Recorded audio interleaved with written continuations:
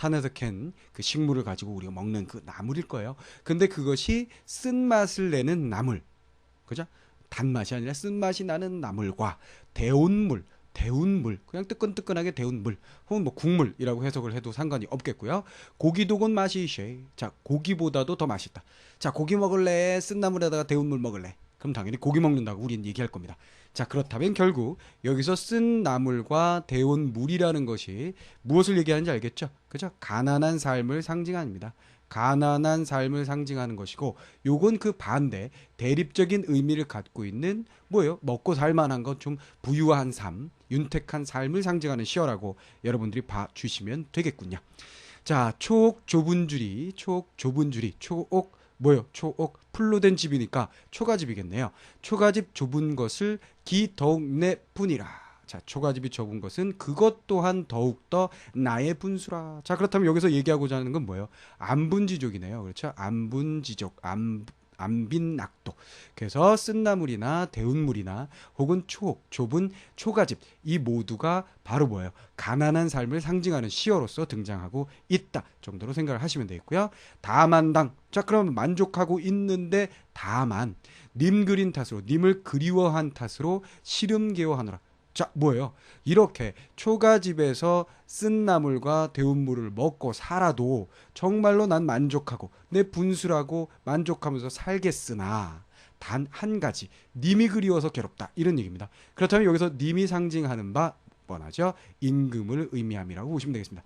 자, 유배를 가서 자연 속에서 은둔해서 사는 것 자체는 그리 나쁘지 않고 혹은 좋은 일이다라고 생각할 수 있다는 거예요. 하지만 임금님을 곁에서 뵙지 못하고 그 다음에 모시지 못하고 도와드리지 못하는 것이 나에게는 한편으로 괴로움이다. 뭐 이런 뜻을 가지고 있는 작품이라고 여러분들이 생각을 해주시면 되겠습니다. 자, 그러면 다시 한번 쓴 나물과 데운 물, 이것이면 고기보다 맛이 있습니다. 조그만 초가집에 산다고 해도 그것이 내 분수라고 만족하면서 삽니다. 다만 이런 삶 속에서 아쉬운 것이 있다면 님을 그리워하는 탓으로 시름겹다라는 것이지요. 자, 이렇게 정리를 해 주시면 되겠습니다. 자, 그래서 안빈낙도의 삶, 그 안빈낙도의 삶 속에서 님을 그리워하는 그런 작품이라고 생각을 하시면 되겠습니다. 그래서 크게 보면 결국은 두 가지가 있는 거예요. 안빈낙도의 삶, 자연친화적 삶, 그 다음에 임에 대한 그리움. 그럼 무엇이 더 크냐 하면 종장에 이것이 나오니까 이것이 더 큰 거겠죠. 왜? 종장의 시상의 집약, 기억날 겁니다. 자, 그 다음 어전의 일이야. 아, 나의 일이야. 그릴 줄을 모르다냐. 아, 내가 한 일 그리워할 줄을 모르고 그랬더냐, 이런 얘기입니다. 뭔가 어떤 행위를 했는데 그리워할 것이다라는 걸 예측하지 못하고 그런 일을 했더냐, 이런 얘기예요. 이시라 하다면 가랴마는, 있으라고 했다면 가겠느냐마는, 제가 구태여 보내놓고 그리워하는 정은 나도 몰라 하노라. 나도 모르겠다. 자, 황진의 작품입니다. 다시 한번 정리해 볼까요? 아, 내가 하는 짓거리, 내가 하는 행동, 그를 그리워할 줄 모르고 했단 말이냐. 있으라고 했다면 갖겠느냐. 제가 구태여 보내놓고 이제 와서 그리워하는 그 속마음, 나도 참 모르겠다. 답답하다. 자, 이런 얘기입니다. 자, 결국 무슨 얘기냐면 시적 화자가 님이 떠나고자 할 때 붙잡지 않고 보냈다는 거예요. 그렇죠? 그러니까 난 떠나야 돼 지니, 이렇게 얘기했을 때 카시오, 내가 당신 없다고 못 살 줄 알아요? 나 혼자 잘 살 수 있는 사람이야? 왜 이래? 이렇게 얘기를 했던 거죠. 그죠? 자존심의 영역이었을 겁니다. 그죠? 그러고 보내놓고 나니까 하루가 지나고 이틀이 지나고 너무나 그립습니다. 그래서 이런 이야기를 읽게 되는 거죠. 그때 내가 한 일, 그리워할 줄 모르고 그렇게 했단 말이냐. 있으라고 했다면 내 님이 구태여 갔겠냐. 왜 내가 구태여 보내놓고 이렇게 그리워하고 있는 건지, 내가 이 바보 같은 짓, 내가 왜 그랬는지 나도 잘 모르겠어. 이런 얘기가 되겠습니다. 자, 황진의 작품, 황진에 대한 설명도 필요 없죠. 자, 이미 많이 했으니까요. 자, 그런데 이 구태여, 얘는 굉장히 중요한 표현이 되겠습니다. 이걸 우리가 뭐라고 얘기하냐면 행간걸침이라는 용어를, 개념을 아예 만들었어요. 행간 걸친다. 행간 걸쳐. 말 그대로 행간에 걸칩니다. 어떻게 걸치냐면 얘는요, 도치가 되어 있는 거예요. 도치. 그렇죠? 자, 구태여 가겠느냐마는 얘네들을 앞으로 빼서 얘를 뒤로 보낼 수가 있지요. 그렇죠? 이게 원래 형태인 것 같습니다. 있으라고 했다면 내 님께서 구태여 갔겠느냐, 이렇게 해석할 수 있는 거죠. 그렇죠? 근데 이 녀석을요, 뒤로 뺨으로써 어디에 또 걸칠 수 있어요? 보낸다에 걸칠 수가 있죠. 그러면 제 구태여 보내놓고가 뭐가 되는 거예요? 그렇죠? 내가 구태여 보내놓고가 되는 겁니다. 무슨 말인지 알겠죠? 그러니까 한 번의 사용으로 두 가지의 해석이 가능한, 혹은 둘 다 해석이 가능한, 즉 하나의 표현의 변화를 줌으로써 여러 가지 해석을 가능하게 한다. 함축성을 띠게 한다. 무슨 말인지 알겠죠? 즉 뭐예요? 연력학 법칙에 의하면 엔트로피가 높아지는 겁니다. 무슨 말인지 알겠죠? 자, 그렇게 돼서 이 표현 자체가 굉장히 뛰어난 문학적 표현으로 인정받게 되는 거예요. 다시 한번 설명을 드리면 제 구태여를 중장에다 넣게 되면 주체가 누가 되는 거예요? 화자 자신이 되는 겁니다. 실수. 중장에 넣게 되면 가겠느냐 마는의 주체가 되니까 임이 되는 거예요. 임이 구태여 가겠느냐가 되는 거고요. 종장에 걸쳐버리면 보내고의 주체가 돼서 내가 보내놓고 그리워하는 이 화상, 내가 한심한 화상, 나도 잘 모르겠어, 이렇게 해석을 할 수 있다라는 거 여러분들이 정리하시는 게 이 작품에서 가장 중요한 부분입니다. 자, 임에 대한 그리움, 자신의 행동에 대한 후회, 이 두 가지의 정서가 들어있는데요. 물론 더 중요한 것은 그리움의 정서가 가장 큽니다. 너무나 그립기 때문에 후회하게 되는 것이기 때문이죠. 무슨 말인지 알겠죠? 근본적인 원인은 그리움이니까요. 자, 그래서 우리말을 그대로 잘 살려서 정말 멋진 시를 또 한편 우리 후손에게 남겨주셨던 황진이 할머님. 지금 당시대에 선생님하고 같은 나이 또래로 만약에 황진이가 살아있다면 한번 정말 사귀어보고 싶은 그런 여인입니다. 물론 선생님이 띠 까면 야, 너 찌질이 절로 가. 아유, 한심한 것. 난 너랑 안 놀아. 수준이 안 돼. 뭐 이러셨겠지만 말이죠. 자, 그럼 다음 작품 또 들어갈까요? 48번째 김인후의 작품이 되겠습니다. 자, 엊그제 버힌 소리, 엊그제 벤 잘라낸 소나무가 낙낙장송 아니란가? 낙낙장송 너무 많이 나왔어요. 그렇죠? 큰 소나무가 아니더냐? 적은 덧 두던들 잠깐 좀 더 두었다면 동량제 되리러니. 자, 동량제 요거 알죠? 동량하면 지금 말로 하면 기둥이에요. 기둥. 순화된 말로 하면 기둥입니다.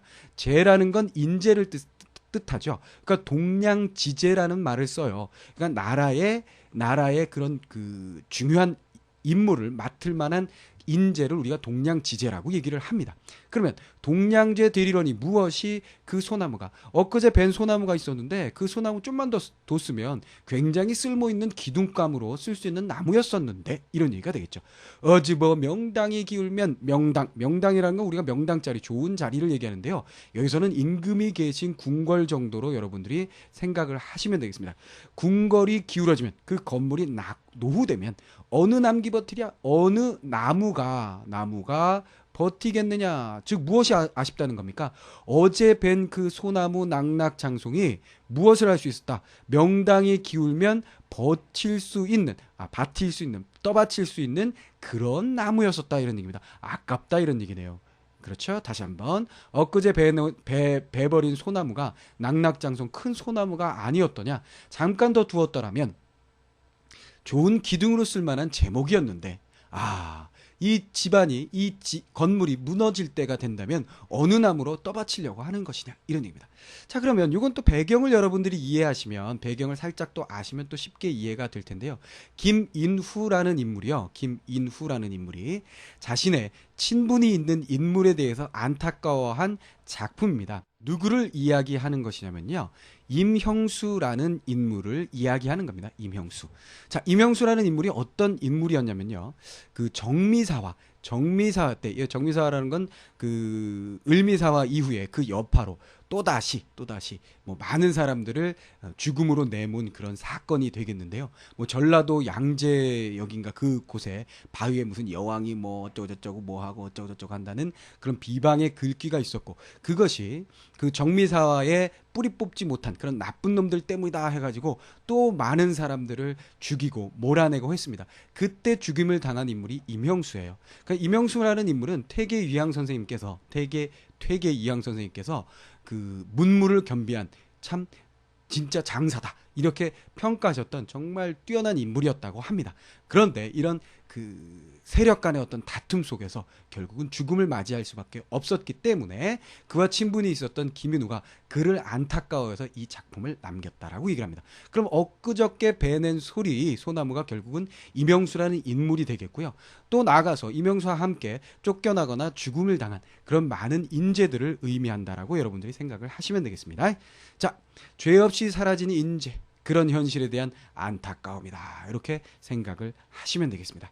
자, 있는 그대로 보면 어쨌거나 소나무를 좋은 데 쓸 수 있는데 너무 급하게 베버리는 것에 대해서 안타까워하는다라고 보시면 되겠고요. 그 다음에 시대적인 상황으로 보면 방금 말씀드린 김인우가 이명수라는, 그렇죠, 이명수라는 그 친구에 대해서 이야기하는 부분이다, 이렇게 생각을 하시면 되겠습니다. 자, 49번째 김상용. 자, 김상용에 대해서도 전에 설명을 드렸으니까 또다시 설명을 드릴 필요는 없을 것 같고요. 오동에 듣는 빗발, 오동나무에 떨어지는 빗발, 무심히 듣건만은, 무심히 별 생각 없이 떨어지겠죠. 빗방울이 무슨 의도를 가지고 떨어지겠습니까? 나의 시름하니, 내 시름이 하니, 요거 뭔지 알죠? 많으니. 잎잎이, 잎잎이 수성이로다. 수성, 이거 뭐예요? 애달프다, 슬프다, 슬픔. 그러니까 시름의 소리로구나, 이런 얘기입니다. 시름의 소리, 시름겨운 소리다. 무슨 얘기예요? 비가 막 쏟아지는데 아무런 이유 없이 막 쏟아집니다. 비가, 그죠? 이렇게 쏟아지는데 이 쏟아지는 비가 어디에 부딪힌다? 오동나무의 잎에 툭툭 부딪히게 된다는 얘기입니다. 그 부딪히는 순간에 툭툭툭 소리가 나겠죠. 그런데 그 잎마다 떨어지는 그 빗방울 소리가 내게는 시름겨운 소리예요. 왜냐하면 원인 나오죠. 내가 시름이 많으니까. 이게 원인이 되겠죠. 수성이로다. 원인과 결과, 인과관계가 성립이 되는 거고요. 이후야, 이 일이 있고 난 후, 이런 경험을 하고 난 이후에는 잎 넓은 남기야 심을 줄이 시려. 잎이 넓은 나무는 절대로 심지 않겠다, 이런 얘기입니다. 아, 재밌는 발상이네요. 그렇죠. 그러니까 내가 워낙에 뭐 시름이 많은 사람이기 때문에 아주 사소한 것에도 예민한 감수성으로 슬퍼집니다. 그렇죠? 근데 비가 또 쏟아지는데 그 넓은 잎사귀, 그죠? 오동나무는 화렵수다. 그래서 넓은 잎사귀에는 툭툭 떨어지는 소리가 들려서 너무 슬프다. 그러니까 나중에는 뭐 침엽수, 잎이 넓지 않은 그런 나무를 심으시겠네요. 무슨 말인지 알겠죠? 오동나무에 떨어지는 빗발, 별 생각 없이 떨어지겠지. 하지만 나는 시름이 너무 많아서 그 잎사귀마다 떨어지는 그 빗방울 소리가 너무나 슬프게 들린다. 앞으로는 절대로 잎이 넓은 나무는 심지 않을 거야. 이런 얘기로 정리를 해주시면 되겠네요. 자, 그래서 비 오는 날 더해지는, 심해지는 시름에 대한 이야기. 그래서 결국 자신의 슬픔을 드러내기 위해서 어떤 소재, 비라는 것, 그 다음에 잎에 떨어지는 그 빗소리, 를 수성으로 연결시키는 독특한 재미있는 발상을 가지고 있는 또 명작이다, 이렇게 생각을 하시면 되겠어요. 자, 50번째 작품, 선조 임금님의 작품이네요. 자, 오면 가려 하고 가면 아니 오네. 오면 가려고 하고 가면 안 와. 참 나쁜 친구군요. 오노라 가노라니 볼 날이 전혀 없네. 왔다가 또 가니 볼 수가 없어. 왔다가 바로 갑니다. 그러니까 볼 수가 없어요, 자는. 오날도 가노라 하니 글을 쓰러 하노라. 오늘도 또 갈라 그러니까 나는 슬퍼요. 그러니까 어떤 친구인지는 모르겠지만 그 친구가 왔다 하면 가고 왔다 하면 가요. 그래서 나는 너무나 안타까워. 그 녀석과 함께 오래 하고 싶은 간절한 소망을 얘기하고 있는 거죠. 그래서 있는 그대로 보면 어쨌거나 떠나는 님에 대한 안타까움의 심정을 드러내고 있는 작품이고요. 함께 하고 싶은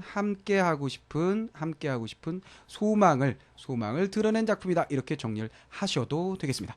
그래서 결국 선조라는 임금님이 왜 이런 뭐 후궁에 대한 얘기인가, 사랑하는 여인에 대한 얘기인가, 바로 누구에 대한 얘기냐면요, 노진이라는 그 신하에 대한 얘기입니다. 노진이라는 인물은 효성이 지극하기로도 유명한 인물인데요.